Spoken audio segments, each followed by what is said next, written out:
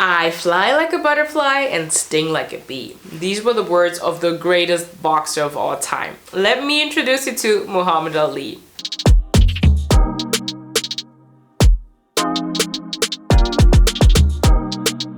Hello kings and queens and welcome back. My name is Fatima, aka African Diva, and I'm here to provide you with knowledge about Africa, or basically anything that has to do with black folks. Sounds good to you? Well then come closer, my friend, and join the tribe by subscribing. With that said, let's get right to it. In Duisburg, Kentucky, in 1942, on the 7th of January, Cassius Marcellus Clay was born, who later renamed himself into Muhammad Ali when he converted to Islam. But how does one win the championship at the age of 22? It all started with a stolen bike. His dad got Muhammad a brand new bike when he was 12 years old for Christmas. Only a couple of days later, the bike had already been stolen.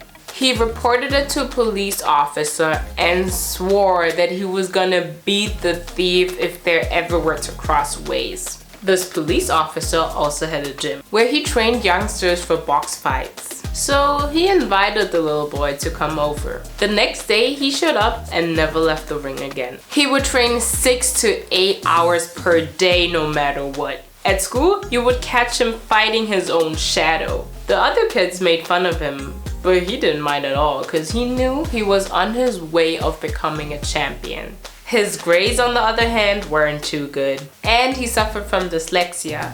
At the age of 16, he left high school and focused on boxing, and it sure paid off. Out of 61 fights, he won 56, and 37 of those were complete knockouts. So the opponent was just, you know, laying on the ground, not moving type of situation. He also won the world championship 3 times within his career. In 1960, he also won the Olympics in Rome. And in 1999, the International Olympic Commission elected him as Athlete of the Century. He became a legend without even being dead.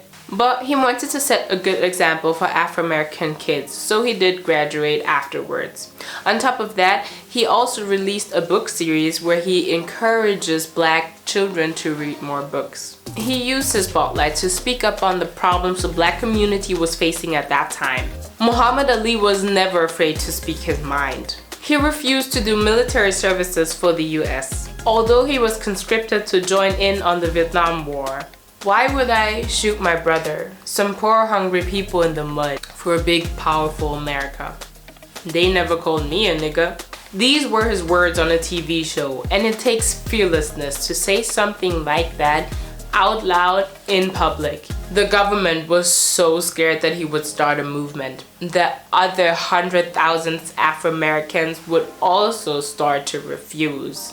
That would have meant the immediate end of the war, which is amazing if you ask me. So they took away all his titles, sentenced him for 5 years jail time, made him pay $10,000, and took away his boxing license as well as his passport. He didn't have to go to jail though because he was wealthy enough to pay for his freedom. And after 3 years, the Supreme Court accepted his reasons why he wouldn't join in on the Vietnam War. So they returned his documents and the titles. In 1984, Muhammad Ali was diagnosed with Parkinson. He passed away 6 years ago on the 3rd of June in 2016. Alright kings and queens, that was it for today. As always, thank you so much for watching and listening through. If you liked this video, don't forget to give it a thumbs up. And other than that, I'm happy to see you next Thursday.